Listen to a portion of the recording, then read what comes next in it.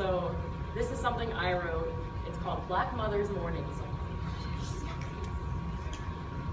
The most iconic rap singles of the new age. First is Kanye West Monster. Second is Kendrick Lamar's Mad City. Third is Outkast Hey Ya. The way he says all y'all Beyonces and Lucy Lou's, but there's always one that's forgotten.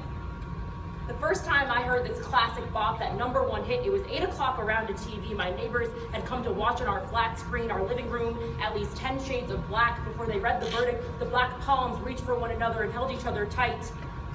When they read not guilty, I heard the beat go off. I heard that fire intro. I heard the notes pour out. I heard my neighbor grab her 17-year-old son to her chest and apologize for his existence. That was the first time I heard the Black Mother's Morning Song. It was after George Zimmerman was said to be not guilty. Our holiness hung up in that courtroom like a forgotten coat, a sheet. A thin layer of dust coating the rim of a barren cup. This was not the last time I heard the Black Mother's Morning Song. Next was Tamir Rice, 12 years old, with a toy gun in a park. The cop had been out the car 3 seconds before he shot him, said he mistook him for a grown man. They handcuffed his body as he bled out and his sister washed, unable to do anything because they threatened to arrest her too. When they called the ambulance, he lost consciousness. She felt a fire track forming from the blood that ran into the street, felt a hot new verse rise from his last breath. She's a teen like me, and she heard it ring out high and sweet like gunshots in Harlem.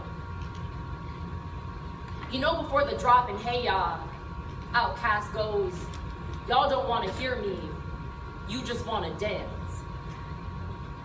Why is it that I hear the condemnation of black people every day and oh, she's pretty for a dark girl, or oh, we don't hang around boys like him, or oh, you talk white, but somehow you both manage to find ways to identify with music made by the dark girls, the boys like him, the blacks who don't talk white.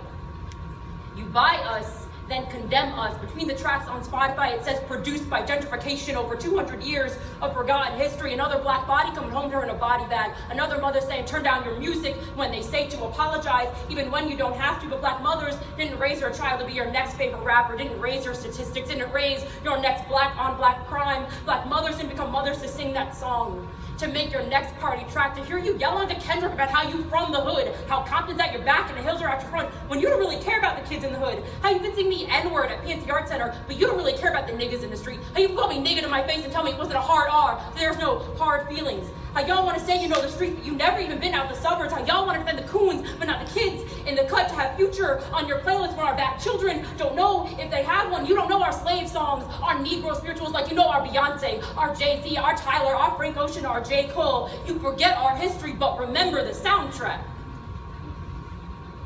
I will tell my children to remember the strange fruit. Recall the beats made on truth through benches, to know the history behind the dance, to be unapologetically black for the brothers and sisters who never got the chance to be, to sing the songs that you have all ignored, and prepare my daughters to sing this one, but you will never have to sing the song of loss.